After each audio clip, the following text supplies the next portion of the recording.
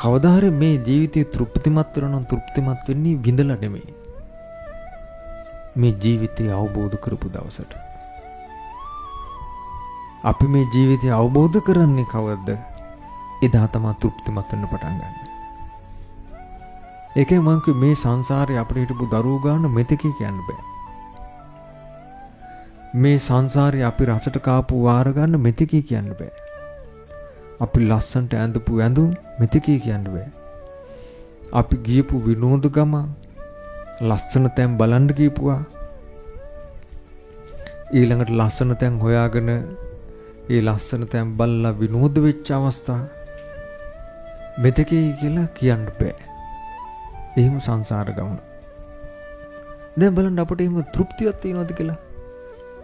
තෘප්තිමත් බවක් නැහැ. කවදාකවත් මේ ජීවිතේ පින්වත්නි ආස්වාදනීය දේ අපි ජීවිතේට ළඟා කරගත්තා කියලා මේ ජීවිතේ වින්දා කියලා අපිට තෘප්තියක් ගෙනත් දෙන්නේ නැහැ. ඒතර කවද්ද අපි තෘප්තිමත් වෙනවා නම් වෙන්නේ අපේ ජීවිතේ අපි කවදා හරි අවබෝධ කරගත්ත දවසට විතරයි තෘප්තිමත් වෙන්නේ.